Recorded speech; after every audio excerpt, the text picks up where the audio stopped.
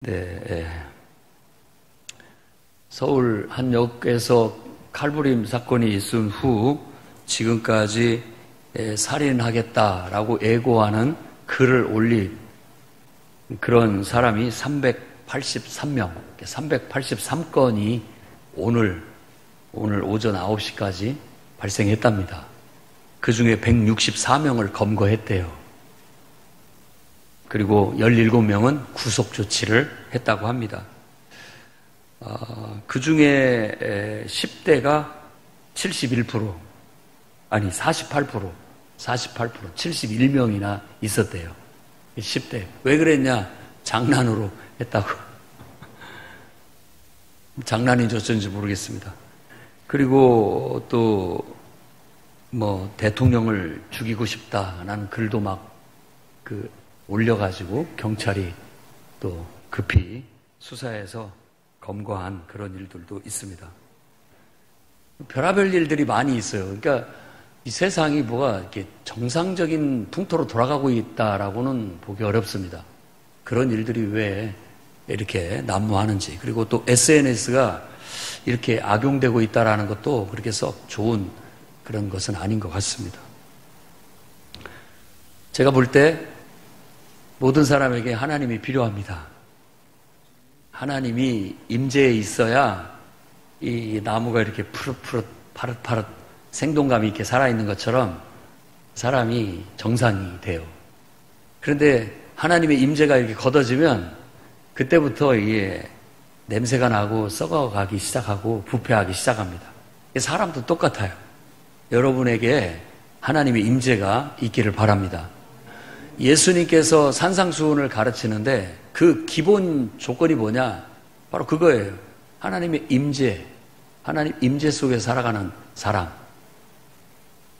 그러니까 여러분 성령이 여러분 안에 있어서 성령이 여러분을 그 하나님의 영을 우리가 성령이라고 합니다. 성령. 그러니까 거룩한 영이라는 단순한 뜻이죠. 그리고 또 거룩한을 특별한이라고도 번역이 가능해요. 아주 특별한 영, 나에게는 특별히 의미 있는 어떤 영이라고 해요. 우리가 말할 때 성령이라고 하면은 우리를 창조하셨고, 그 다음에 우리를 사랑하시고, 또 너무나 우리를 사랑하셔서 인간이 되어 이 땅에 오셨고, 그래서 우리를 위하여 십자가에 죽으셔서 우리의 죄를 대속하기 위해서 자신의 모든 것을 내어주신 분, 죽은 자 가운데서 부활하셔서 이제는 승천하셔서 하나님 우편에 계신 분, 그렇게 성경에 묘사되어 있는데 바로 그분의 영을 우리는 성령이라고 합니다. 다른 영은 성령이 아니에요. 어떤 다른 영에 고무되어져서 다른 어떤 것에 영향을 받아서 어떻게 우리가 막 의욕적이고 또 역동적이고 힘을 발휘해도 그건 성령의 역사라고 하지 않습니다. 성령의 역사는 꼭 여러분을 창조하신 영, 여러분을 여러분보다 더 사랑하는 영, 여러분을 위해서 인간이 되어 이 땅에 오신 그분의 영, 그분이 우리를 위해서 자신의 모든 것을 내어주시며 십자가에서 죽으신 그분의 영, 죽었다가 3일 만에 부활하셔서 이제 우리에게 영생을 선물로 주시는 그분의 영, 그래서 승천하신 그분의 영만이 우리가 성경에서 말하는 성령이라고 합니다. 하나님의 임재도 바로 그분의 영이 우리에게 와서 우리를 이렇게 덮어주고 우리를 이렇게 감싸고 있어야 우리 인간이 정상이 된다라고 그렇게 말할 수 있습니다. 여러분 정상이 되시기 바랍니다. 인간으로서 완벽한 인간, 온전한 인간, 인간다운 인간, 그런 인간이 되기를 원한다면 오늘 또 우리는 하나님의 임재를 구해야 됩니다. 왜냐하면 하나님이 우리에게 생명을 공급해 주시지 않고 하나님이 우리에게 뭔가 사랑을 공급해 주시지 않으면 우리는 껍데기 같아요. 시들시들해지고 결국은 부패하고 썩어서 냄새나게 될 수밖에 없다라는 겁니다. 늘 저도 은유로 포장지 얘기를 하는데 포장지 뜯긴 음식은 금방 상합니다. 신선하게 보존을 되려면 포장지가 잘 밀봉이 돼 있어야 이렇게 신선함을 유지할 수 있는 거죠. 그렇죠? 또 과일 같은 것도 우리가 껍데기가 잘 이렇게 보존이 돼 있어야 신선함을 유지할 수 있습니다. 그런데 어디가 상처가 난다든지 그러면 거기에가 물러지기 시작해서 부패하기 시작하는 거죠. 그런 것처럼 우리도 인간이 하나님의 이렇게 임재 안에, 임재의 품 안에 있으면 항상 신선해요. 그 영혼이 신선하고 그 영혼이 가치가 있고 파릇파릇하고 참 보기가 좋아요. 그런데 하나님의 임재가 싹 거치면 값어치가 뚝 떨어져 버립니다. 그런 걸 우리가 타락이라고 말하는 거예요.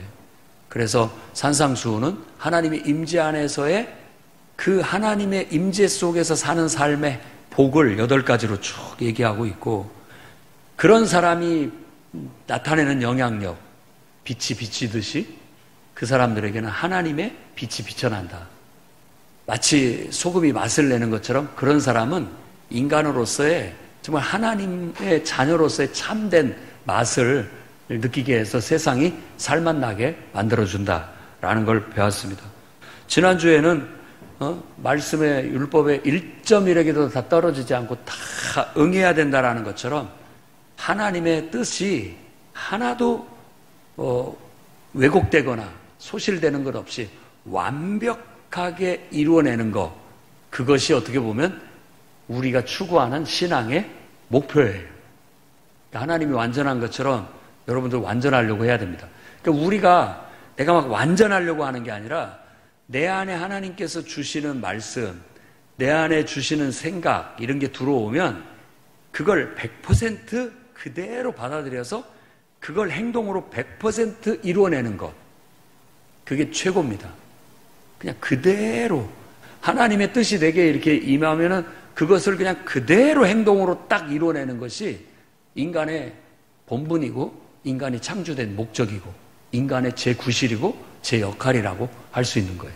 그런데 거기에서 우리가 100%를 다 이루어내지 못하고 내가 조금 마음을 다하지 못하고 온전하지 못함으로 인해서 60% 또 30% 이렇게 열매를 맺을 수 있다라고 그렇게 얘기했습니다. 그래서 씨 뿌리는 비유와도 연관시켜서 그 말씀을 여러분에게 설명을 드렸습니다.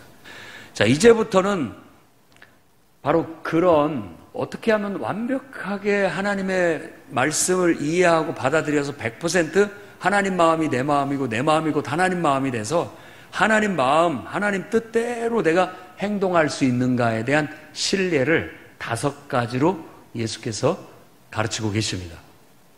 그 5가지를 여러분들에게 이제 저도 나누는데, 오늘은 그 첫 번째로 바로 살인하지 말라 하는 계명을 가지고서 예수님께서 우리에게 하나의 신뢰를 들어주고 있습니다. 살인, 간음, 그리고 그 맹세하는 거, 그리고 악의적인 거, 그리고 원수를 사랑하는 거, 이렇게 5가지가 앞으로 나오게 될 건데, 그 나름대로 5가지의 신뢰가 우리에게 깊은 의미가 있습니다. 이 산상수훈만 제대로 알고 그것만 잘 배워서 그대로 살아가면 하나님의 자녀예요. 품이 있는 삶을 살 수 있고 여러분 하나님의 자녀답게 정말 하나님이 기뻐하시는 그런 삶을 살 수가 있습니다. 그래서 오늘 말씀, 살인하지 말라는 말씀을 가지고 주님이 해석해 주신 내용을 통해서 다음과 같은 은혜를 여러분과 함께 나누기를 원합니다. 첫 번째는 율법을 복음으로 재해석할 줄 알아야 됩니다. 율법을 복음이라는 것으로 재해석해야 됩니다. 지금 예수님이 지금 우리가 읽은 본문에서 하고 있는 게 바로 그겁니다. 재해석. 살인하지 말라. 그러면 심판받는다라고 기록되어 있지 않느냐. 그런데 나는 이것에 대해서 이렇게 얘기한다. 형제에게 노하는 자마다 심판받고 형제에게 라가라는 자는 공회, 법정에 잡혀 서게 되고 미련한 놈이라는 자는 지옥불에 들어간다. 이렇게 얘기를 했습니다. 3가지로.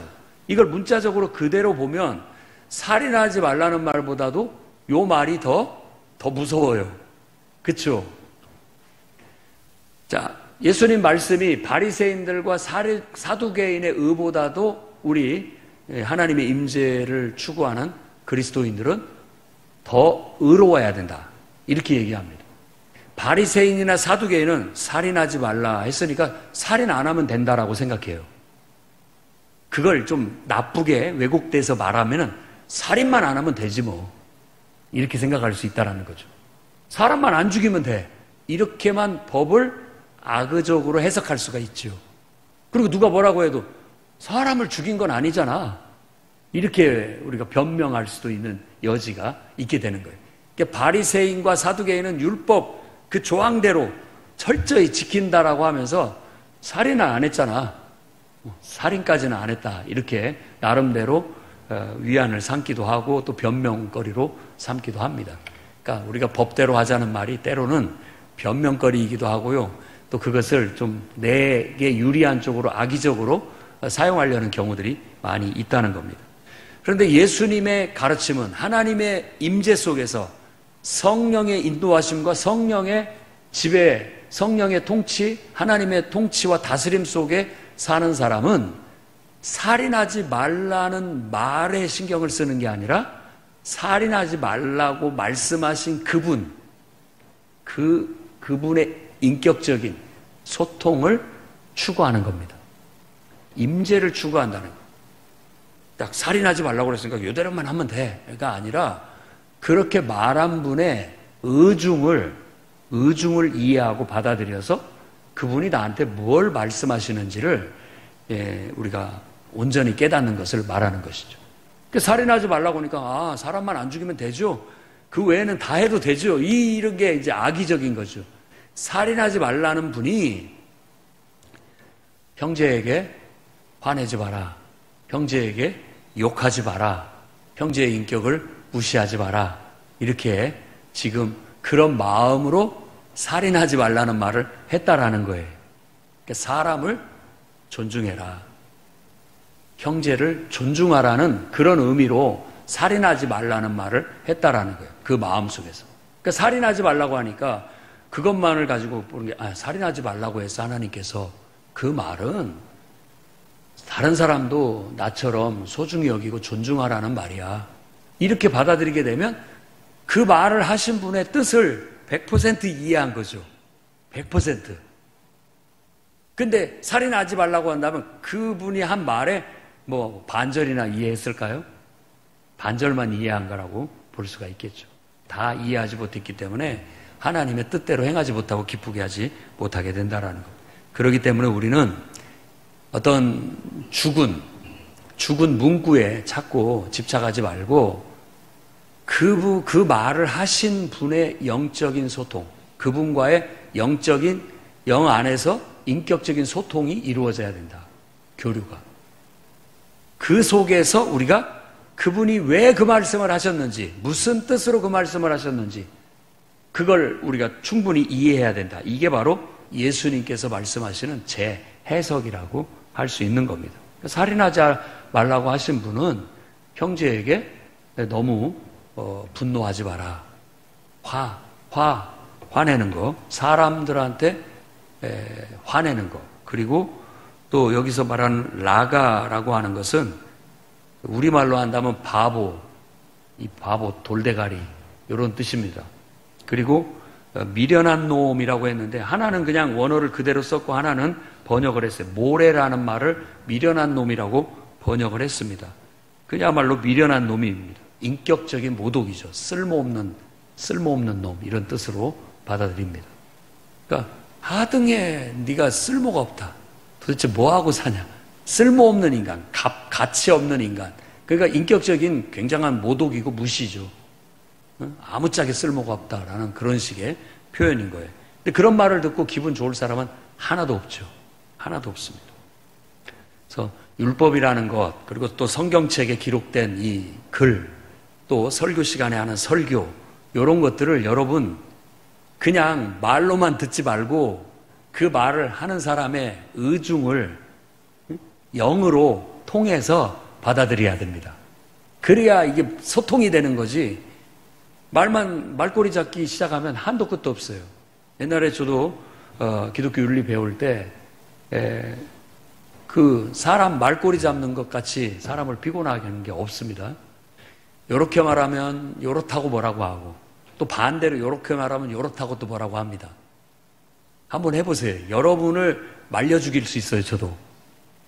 여러분이 쫓아다니면서 말꼬리를 잡고 계속 트집 잡고 계속 딴지를 걸면 여러분은 아마 스스로 모멸감을 느껴가지고 그냥 죽고 싶을 거예요. 사람이 사람을 그렇게 대한다라는 것은 참 불행한 일입니다. 그러니까 여기에서는 살인하지 말라는 말 속에 하나님은 인간을 진짜 진정한 형제사랑이 뭔지를 우리에게 가르쳐주고 있는 거예요. 진정한 형제사랑이 바탕에 있어야 되는 겁니다.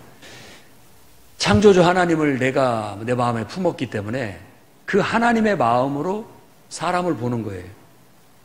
그러면 내가 그 사람을 창조한 것도 아니고 내가 낳은 것도 아니지만 사실은 나를 창조하신 하나님을 내가 사랑하기 때문에 그 하나님의 마음으로 모든 사람을 보는 거예요. 그게 내 이웃을 내 몸과 같이 사랑하라는 뜻입니다. 진정으로 모든 사람을 하나님이 그 사람을 내가 아무리 죽일 놈이고 나한테는 미운 인간이고 나한테는 해가 되는 인간이라 할지라도 하나님이 그 영혼을 창조하셨고 하나님이 그 영혼을 사랑하고 계시고 하나님 나름대로 그 영혼에 대한 뜻과 계획이 있단 말이에요. 그걸 무시하지 말라는 거죠.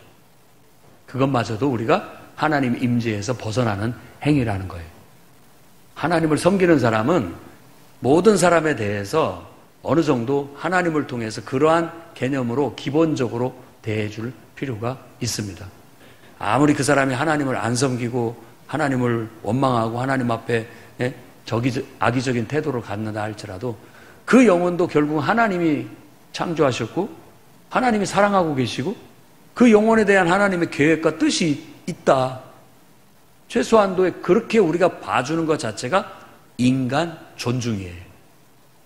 인간의 존엄은 인본주의에 있지 않습니다.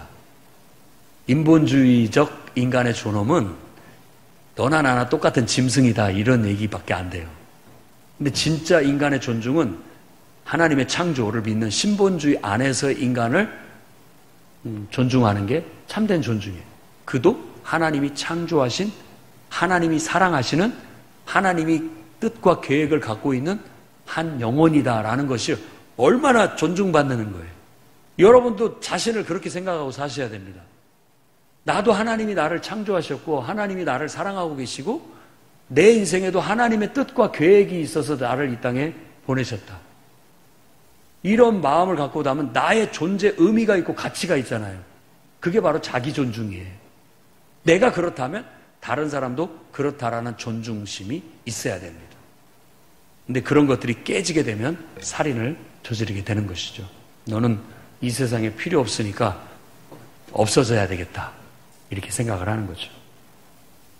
이런 율법을 우리가 하나님 뜻을 잘 해석하는 것이 복음적인 재해석입니다. 그러니까 예수 그리스도를 믿는 믿음 안에서 우리는 이제는 더 이상 그냥 죽은 글자, 율법이라는 법 같은 걸 지키려고 하나님을 섬기지 말고 그분과 마음과 마음이 통하는 성령 안에서 그분을 섬겨라. 그러니까 여러분이 지금도 하나님의 임재를 구하고 하나님 임재를 느끼고 하나님께 늘 대화를 시도하고 하나님의 음성을 들으려고 노력을 해야 됩니다. 그 영적인 각성, 깨어남이 거듭남이라고 할 수 있어요. 영적으로 신의 존재를 내가 이제야 느끼겠다, 알겠다. 신의 존재가 영으로 존재하시는 분과 내가 어떻게 대화를 하고 소통하는지 이제야 내가 조금 뭔가 터득하는 것 같다, 깨달은 것 같다. 이게 바로 영적인 태어남이에요. 여러분이 영적으로 태어나셔야 돼요. 다시 태어나셔야 돼요. 바람이 임으로 불지만 바람을 눈으로 봐서 합니까? 보이지 않지만 그 흐름, 느낌으로 그 어떤 소리 이런 것들을 통해서 알지요. 이쪽으로 바람이 부는지 내가 내 볼이 그걸 느끼니까 알 수 있는 것처럼 하나님의 뜻과 하나님의 생각도 그런 식으로 우리에게 전달이 되어지는 거예요. 그걸 영적인 소통이라고 하는 겁니다. 그걸 우리가 의인화하고 인격화하기 때문에 우리 소리처럼 말하는 것처럼 우리가 표현을 하는 거예요. 느끼는 거예요. 느끼는 거예요. 그대로 그 느낌이 하나님의 소리로 들리는 거예요. 그런 영적인 깨어남과 소통이 이루어질 때 우리가 인간이 거룩해지고 온전해지는 거예요. 온전해집니다. 그래야 하나님께서 우리에게 기록된 말씀이라든지 우리에게 들려주시는 말씀을 왜곡시키지 않고 그분의 마음을 100% 그냥 그분 마음이 내 마음인 것처럼 그분 생각이 내 생각인 것처럼 그대로 받아들이는 거예요. 그대로. 그래서 그대로 행동할 수 있는 거죠. 인간관계 속에서 의사소통도 그게 최고입니다. 제가 이렇게 말을 하면 여러분 제가 뭔 말을 하려는지를 100% 이해하고 그걸 싹 받아들여서 그대로 행동에 옮기게 되면 아주 소통이 잘 되고 있는 거죠. 나 또한 여러분들이 어떤 말을 하고 어떤 표정을 하고 어떤 이런 걸 하면 그 속에서 여러분들의 의중을 잘 읽어내서 서로 마음이 통하는 거, 그게 진짜 의사소통이고 그 소통이 이루어질 때 서로가 서로를 존중할 수 있고 하나가 될 수 있는 관계를 갖게 되는 겁니다. 그러니까 여러분 해석을 잘 하셔야 됩니다. 하나님의 마음으로, 하나님의 눈으로 잘 해석을 해야 돼요. 그러면 여러분은 삽니다. 그 속에 생명이 있는 거예요. 여러분이 만일 마귀에게 홀려가지고 마귀에게 영향을 받아서 해석을 해버리면 같이 죽습니다. 같이 죽어요. 같이 망하는 거죠. 그리고 순간 여러분들의 욕망이나 어떤 감정에 휩싸여가지고 그런 것들을 왜곡하게 되면 그만큼 여러분이 죽습니다. 영혼이 죽어요. 고통이 찾아오게 되는 것이죠. 한 개라도 남김없이 다 해결되기 전에는 절대 거기서 빠져나오지 못합니다. 뒤에 나오는 이야기는 감옥에 gat힌 이유, 죄, 그런 것들로 얘기하지만 사실은 우리 안에 있는 이런 문제거리들로도 적용해서 해석해 볼 수가 있어요. 그래서 일단 여러분들이 율법이 됐든 하나님 말씀이 됐든 항상 복음의 원리 안에서 해석을, 재해석을 잘 하라. 요걸 배우시기를 바랍니다. 그 다음에 두 번째는 지금 이 살인하지 말라는 말씀을 통해서 우리에게 강조하고 있는 것이 뭐냐면 분노예요, 분노. 분노라는 감정. 그래서 감정이 나를 지배하지 못하도록 해라. 이걸 가슴에 새기십시오. 분노의 감정이 여러분을 지배하면 그 분노가 여러분들의 하나님입니다. 우리 인간은 가장 완전한 상태가 뭐라고요? 하나님이 나를 지배하는 상태. 하나님이. 하나님의 영향을 받아서 그 거룩한 영이 나를 지배해서 그 영에 내가 영향을 받아서 생각하고 판단하고 행동하면 가장 신선하고 온전해요. 그런데 분노가 나를 지배하면 그거에 의해서 생각을 하게 되고 그거에 의해서 판단을 내리게 되고 그거에 의해서 행동을 하게 됩니다. 여러분 안 그런다고요? 여러분의 인생을 카메라로 찍어서 한번 되돌려 보십시오. 그러는지 안 그러는지. 다 그러고 살아요. 인간의 이 본성이라는 건 그렇게 창조되어져 있어요. 자, 어떤 사람이 직장 상사한테 된통 한 소리를 들었어요. 기분 나쁘게 막 인격 보도까지 들어가면서 일을 뭐 똑바로 하니 어쩌니 막 굉장히 자기가 잘못한 것보다도 자기 생각에는 훨씬 더 모욕적인 말을 들었고 훨씬 더 기분 나쁜 책망을 들었어요. 그러니까 막 변명을 하려고 하면 더 나쁜 소리만 나오니까 말도 못하고 꾹하고 다 듣고 이제 돌아왔습니다. 그러자마자 부하 직원한테 책상에 서류를 집어 던지면서 좋은 말이 나갈 리가 없죠. 또 막 부하 직원들한테 일 똑바로 하니 어쩌니 막 해고 기분이 나빠요. 그러고 나서 이제 차를 타고 집을 갔는데 평상시 같으면 애들이 막 아빠 오냐고 하면 막 달라들고 이러면 그냥 안아주고 뭐 그냥 그런데 그날은 저리 가! 귀찮아! 하면서 아이들도 짜증스러운 거예요. 강아지가 얼마나 반갑게 우리를 맞이합니까? 예쁘죠? 애완. 근데 그것도 싫은 거예요. 거기도 짜증을 내는 거예요. 자, 한번 생각해 보세요. 한번 내가 감정에 지금 확 사로잡히니까 그거에 의해서 내 말과 행동이 완전히 지배당하고 있는 거잖아요. 그 순간에는 자기가 몰라요. 그러고 있는지를. 왜냐하면 그게 지배당했다는 뜻입니다. 지배당했으니까 모르는 거예요. 완전히 쏙 빠져버렸기 때문에 거기에. 그런 상태에서 어떤 일을 판단하고 결정하면 극단적이 돼서 완전히 망할 수도 있습니다. 완전히 망할 수도 있어요. 아까 얘기하는 폭력을 저지르겠다, 살인을 저지르겠다. 아마 다들 뭔가 기분 나쁜 일이 있어가지고 홧김에 그냥 저지른 일들이 많은 거죠. 무슨 정신병이라고 하지만 화병 걸린 사람이나 똑같아요. 그것이 그냥 나를 지배하고 있기 때문에 남이 나보다 잘 산다는 게 기분이 나빠. 그러니까 그냥 나처럼 다 불행해졌으면 좋겠다라고 그런 마음으로 막 가서 일을 저지르는 거잖아요. 그 순간에는 확 그렇게 됩니다. 우리 흔히 하는 말로 뚜껑이 열렸다고. 통제가 안 된다는 뜻입니다. 완전히 지배당했다는 뜻이에요. 우리가 성령에, 하나님의 영에 그렇게 지배를 당해서 나도 모르게 그렇게 했어요. 어떻게 그렇게 좋은 일을 많이 하셨습니까? 어떻게 그렇게 봉사를 하셨습니까? 모르겠어요. 내가 막 하나님의 은혜가 넘쳐가지고 나도 모르게 해줬어요. 이건 성령의 역사고, 그야말로 성령의 역사잖아요. 그런데 홧김에 그냥 별짓 다 저지른 거예요. 나중에 보니까는 후회 막급한 거죠.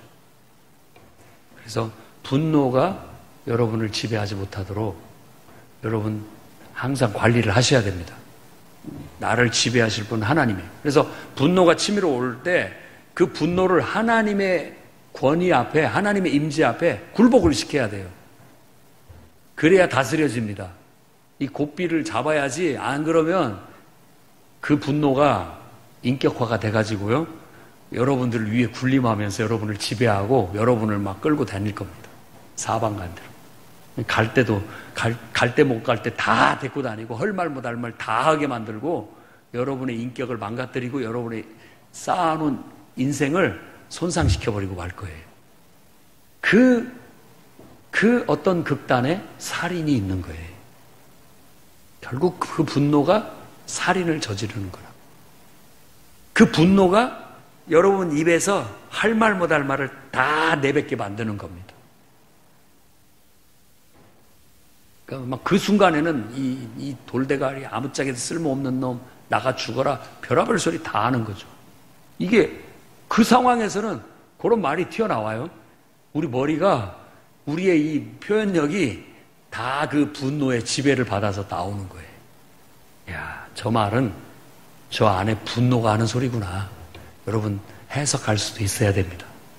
저 안에 악한 영이 저 말을 우리한테 쏟아내고 있구나.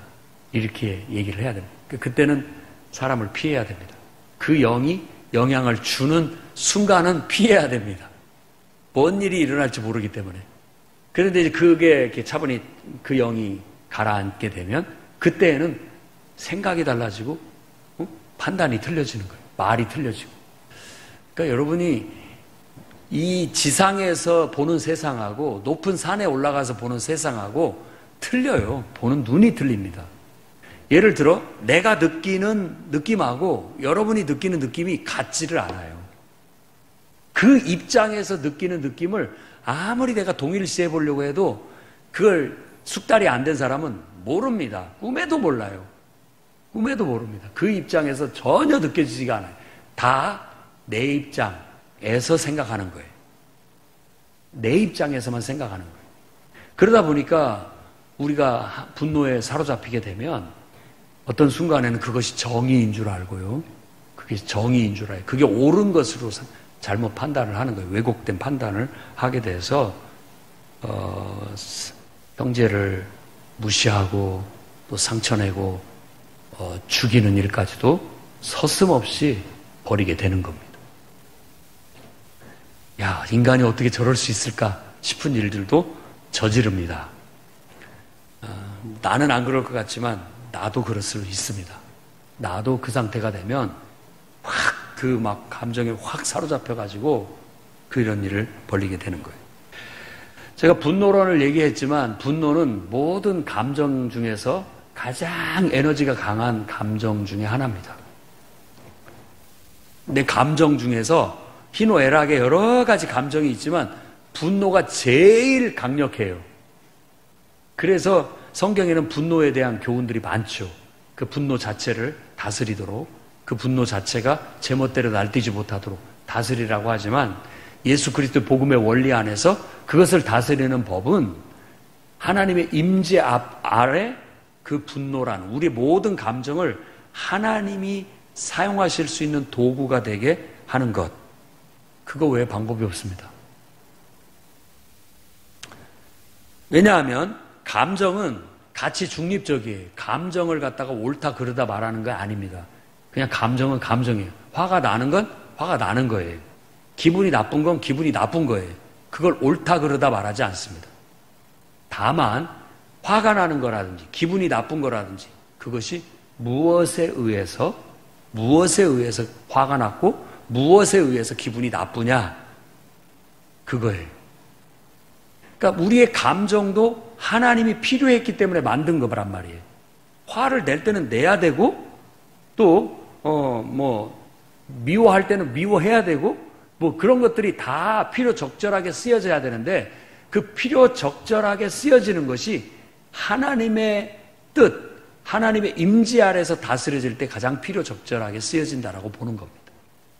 여러분의 감정을 부릴 때 그 감정이 하나님께로부터 나온 건지를 판단하셔야 됩니다. 그리고 여러분 그 고삐를 하나님의 손에 쥐어줘야 돼요.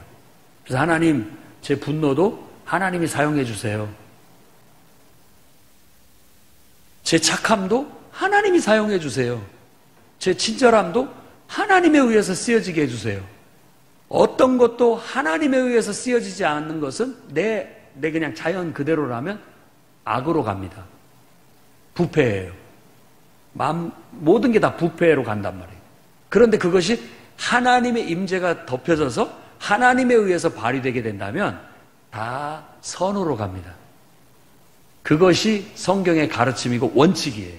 그러니까 이걸 늘 마음에 새기고 내 분노라 할지라도 하나님께 드릴 테니 하나님 사용해 주십시오. 그래서 하나님께서 분노하라 하면 하는 걸로 이렇게 다스려지면 됩니다. 미워하는 것도 하나님이 미워하라 하시면 제가 미워하겠습니다. 미움도 필요해요.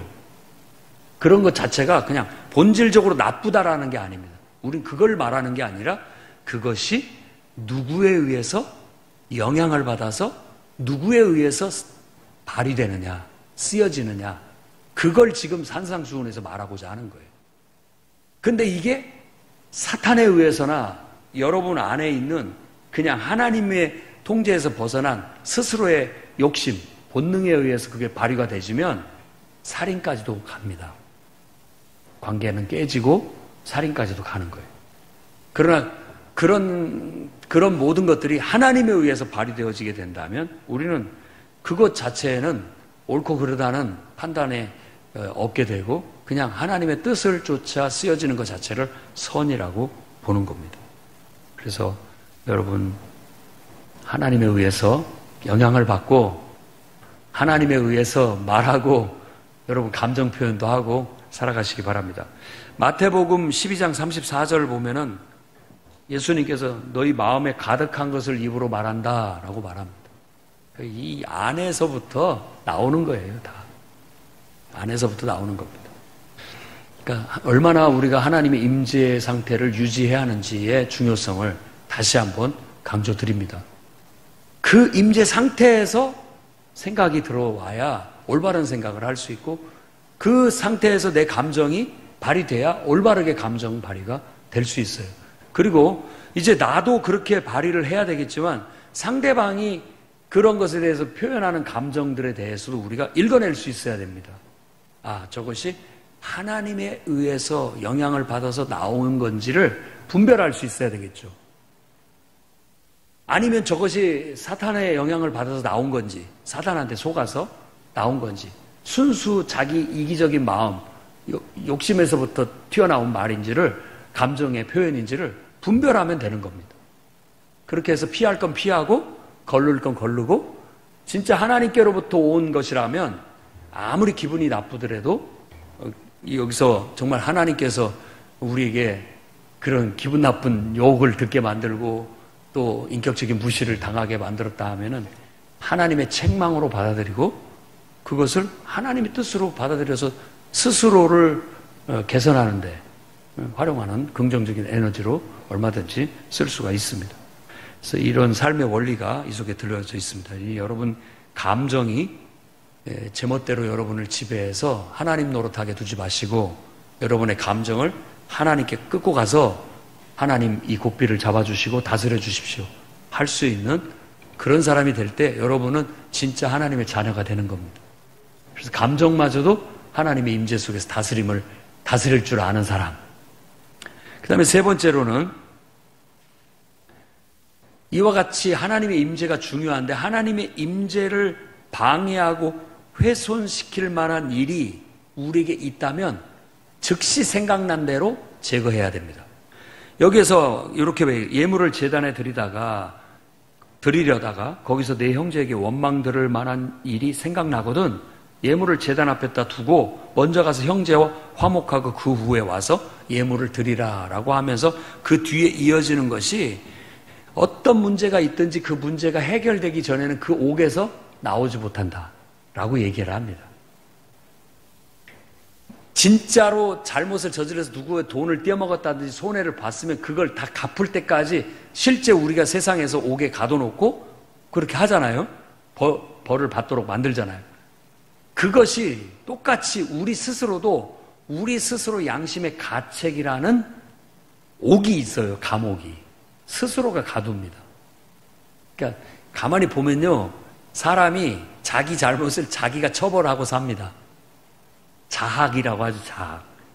가학적인. 안 그런 것 같지만 잘 사람을 관찰해 보면 스스로가 스스로한테 벌을 줘요. 그리고 스스로를 감옥에 가둡니다. 아무 생각, 기분 나쁘면 사람 안 만나죠. 말도 잘 안 하죠. 왜? 스스로를 감옥에 가두는 겁니다. 돌아볼 수 있는 시간, 반성할 수 있는 시간을 그 감옥 속에서 갖는 거죠. 그러면서 생각도 정리하고 또 분별도 하고 깨달아서 그런 것들을 처리하게 하는 과정이라고 볼 수 있는 거죠. 그런 것들이 나쁘다라는 뜻이 아닙니다. 다 그런 과정을 통해서 우리는 정말 하나님 앞에 올바르게 나를 이렇게 다스려 나가는 그런 훈련들을 쌓아가기 때문에 그래요. 그러니까 이것이 내 마음에 걸려서 자꾸 하나님의 임재가 방해가 되고 하나님의 마음을 그대로 받아들여서 그대로 순수하게 그냥 아무것도 거칠 것도 왜곡될 것도 없이 그냥 그대로 하면 되는데 덜컹덜컹 걸려요. 이게. 그래서 기분이 나빠서 안 되고 감정이 상해서 안 되고 또 내가 뭔가 집착해서 안 되고 뭔가 이런 것들이 다 나를 왜곡시키는 요소들인 거예요. 그런데 하나님은 성령으로 역사하셔서 어느 순간 그런 것들을 이렇게 조명이라고 하죠. 다 불 끄고 그것만 딱 보이게 만드는 거. 돋보이게. 그걸 딱 보이게 만들면 그 순간 그걸 딱 깨달았다. 그러면 시간을 미루지 말고 즉시 그 문제는 바로 행동에 옮겨서 해결을 해야 됩니다. 그렇지 않고 나중에 그럼 기회 되면 해야 되겠다 하면 못합니다.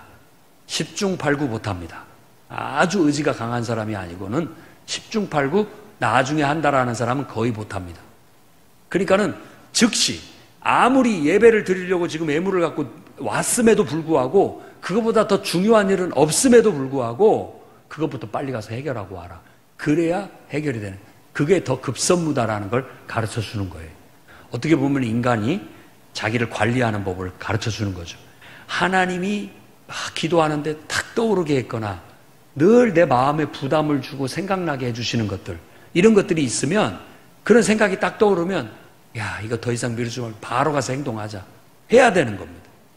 예를 들어 누구한테 가서 내가 그때 말을 좀 이렇게 한 것에 대해서 좀 미안하게 생각하고 마음에 걸리는 것이 있다면 바로 가서 그때 어떻게 하다 보니까 말이 그렇게 나갔는데 내 본 마음은 이런 것이다. 근데 그것이 좀 왜곡되게 잘못된 표현을 썼다. 이해하고 용서해라. 내가 실수했다. 그렇게 해서 빨리 풀어버리면 나도 내 이 경직된 마음, 감옥에서 딱 풀리게 되고 그 사람도 그 마음에서 딱 풀리게 되니까 서로가 그만큼 더 자유로워지고 더 깊은 그런 신뢰의 관계 속에 더 들어갈 수 있게 되는 것이죠. 근데 이런 것들이 있음에도 불구하고 마음속에 계속 묻어두게 되면 사람이 이게 스트레스가 됩니다. 요즘 세상이 물질적으로는 부유하지만 스트레스가 심한 세상이 됐어요. 왜냐하면 그런 것들을 충분히 소통하고 살지 못하기 때문에 그렇습니다. 더 인간으로서는 자꾸만 감옥에 갇히고 있어요, 세상 사람들이. 그건 심리학자들이 다 이구동성으로 하는 소리예요. 풀어야 되는데 풀리지가 않는 거예요. 그게 스트레스가 돼요. 그것이 더 쌓이면 뭐가 되냐면 노이로제가 됩니다. 이 단계예요, 단계. 노이로제가 더 쌓이면 히스테리가 되는 거예요. 다 이게 정신병이에요. 뭐 조현병이다 어쩌다 얘기하는 것들이 다 그런 어떤 것에서 오는 거예요. 어려서부터 뭔가가 소통이 안 돼요. 자기 마음을 표현할 줄 모르고 또 우리 안에 있는 생각을 펼칠 줄을 몰라요. 그러면서 뭔가 모르는 어떤 힘에 영향을 받아서 휩쓸려 가요. 휩쓸려 간다고요. 뭔가 모르는 힘에 그냥 끌려다닌다니까요. 그러다 보니까 그게 쌓여서 어느 순간 심각한 병에 걸려있는 자신을 발견하게 되는 것이죠. 이게 현대인의 병이에요. 그러니까 우리가 영적으로 하나님 앞에 바로 서고 영적 질서가 잡히지 않으면 모든 사람들이 다 그런 병리적인 현상을 드러낼 수밖에 없게 만드는 하나님께서. 왜? 하나님이 필요하다는 걸 깨우치기 위해서. 네 영혼이 지금 하나님이 필요하다. 하나님의 임재가 없고 하나님의 은혜가 없으니까 네 영혼이 지금 메말라가고 있고 병들어가고 있고 부패하고 있다라는 것을 보여줘야 깨달을 거 아닙니까? 그런 증상이 나타나야 병들었는지도 알 거 아니에요. 그걸 가르쳐주고 있는 것이죠. 뭐 에덴 동산에 쫓겨난 이래로 인류는 다 그런 병에 걸려 있고요. 그 병 속에 살아가고 있어요. 치유하는 방법은 예수 그리스도 안에서 하나님의 임재를 다시 회복하고 하나님과 예수께서 하나님이면서 인간으로 완전히 하나가 돼서 소통하는 것처럼 우리도 예수 안에서 하나님의 영을 인식하고 깨닫고 그분과 영적인 소통을 해야 됩니다. 어떤 의미에서 방언이나 방언 기도는 우리가 하도 말을 잘 못하니까 하나님께서 주시는 소통 방법이기도 하다는 생각이 들 때가 있습니다. 방언으로 막 기도하면 속이 후련하고요. 뭔가 모르지만 내가 내 속마음에 있는 것을 내 말로 하면은 나도 말하기 거북하고 또 옆에서 누가 들을까 싶기도 하고 그런데 그냥 다 쏟아놓는 듯한 그런 느낌이 듭니다. 그리고 마음속에서는 또 그렇게 막 쏟아놓기도 하고 또 하나님께서 막 나한테 뭐라고 말씀을 하시는 것 같기도 하고 하면서 그런 순간에 치유도 되고 회복도 되고 더 건강해지는 그런 느낌을 받습니다. 그래서 방언 기도는 자기의 덕을 세우기 위한 것이다. 그러니까 여러분 사람 없는 데서 마음껏 기도하십시오. 저도 뭐 길을 걸으면서도 때때로 뭐 방언으로 기도하면서 갑니다. 속으로도 기도가 가능합니다. 방언으로. 내 생각이 아니라 막 방언으로 기도하면서 내 입은 딸싹딸싹하지만 내 속에서는 내 영혼 속에서는 하나님과 어떤 생각의 소통이 있어요. 뭔가 내 생각이 하나님께 올려져 가고 하나님의 생각이 내 속에 들어오기도 하고 그러면서 뭔가를 깨닫기도 하고 치유되기도 하고 조정되기도 하고 회복되기도 하는 그런 과정을 겪는 것이죠. 그러니까 수시로 아침에 눈 뜨면 일어나면서부터 하나님을 찾고 부르짖고 기도하고 표현하고 말하고 내 감정을 말하고 내 생각을 말하고 기분 나쁘면 기분 나쁘다 화나면 화난다 하나님 앞에 뭐 마음에 안 들면 안 든다 걱정되면 걱정된다 다 말하고 소통을 하세요. 그리고 하나님이 나한테 뭐라고 말씀하시는지도 들으세요. 우리가 숨을 내쉬기만 하지 않잖아요. 내쉰 만큼 또 들이쉬잖아요. 기도는 호흡이라면서요. 그럼 나는 내쉬기도 하고 하나님께 내쉬기도 하고 또 하나님의 생각을 내가 들이쉬기도 하고 그렇게 하면서 소통이 이루어져야 건강한 인격이 될 수 있다라는 거예요. 그래서 그것을 방해하는 거 생각나거든 즉시 행동에 가서 옮겨서 해결하십시오. 그걸 용기라고도 할 수 있고 그게 순종인 거죠. 순종. 그러면서 그렇게 했을 때 하나님이 우리에게 주시는 결과 그 결과가 뭐예요? 그게 바로 생명과 평화 그리고 우리에게 화평을 가져다 주는 거죠. 그게 우리가 사는 방식입니다. 여러분 기도할 때 혹시 마음에 뭔가가 떠오르거나 생각나는 것이 있으면 한번 환경을 따지지 말고 행동에 옮겨보십시오. 하나님의 역사를 경험하게 될 겁니다. 여러분이 하나님 앞에 예배드리고 또 막 하나님을 찬양하는데 문득 뭔가가 이렇게 떠오르고 생각나는 것이 있다면 그것도 즉시 가서 행동에 옮겨보십시오. 하나님이 여러분에게 아마 그걸 바라시고 그런 걸 줄 겁니다. 근데 그런 것들을 행동에 옮기지 못하게 만드는 내 라이프 스타일, 걸림돌 이런 것이 있다면 빨리빨리 제거해야 됩니다. 안 그러면 여러분 인생이 바뀌지가 않습니다. 똑같아요. 하나님이 아무리 좋은 생각과 좋은 마음을 많이 주시면 뭐예요? 그걸 행동으로 옮기지를 못하니까 변화가 안 일어나는데. 그러니까 그렇게 되면 결국은 우리가 하나님의 인도함을 받지를 못하게 되고 천국하고는 멀어지게 되죠. 하나님의 통치가 내 안에 이루어질 수가 없기 때문에 그렇습니다. 아직도 여러분의 인생의 영역 중에 여러분의 감정을 하나님께 내어 맡겨드리지 못했다면 오늘 내 모든 감정은 주님께 바쳐드리오니 주님 내 감정을 당신 뜻대로 써주시옵소서. 그렇게 하나님 앞에 고백하고 여러분 감정 속에 하나님의 임재를 선포하시기 바랍니다. 자, 마지막으로는 하나님의 임재가 여러분들의 감정을 지배하도록 훈련해 나가시기를 바랍니다. 그 방법은 다른 거 없어요. 예배가 그걸 훈련하는 시간입니다. 방금 같이 예배를 드리면서 하나님이 주신 생각과 마음이 있으면 즉시 그걸 행동으로 옮김으로써 찾고 실천해야 훈련이 됩니다.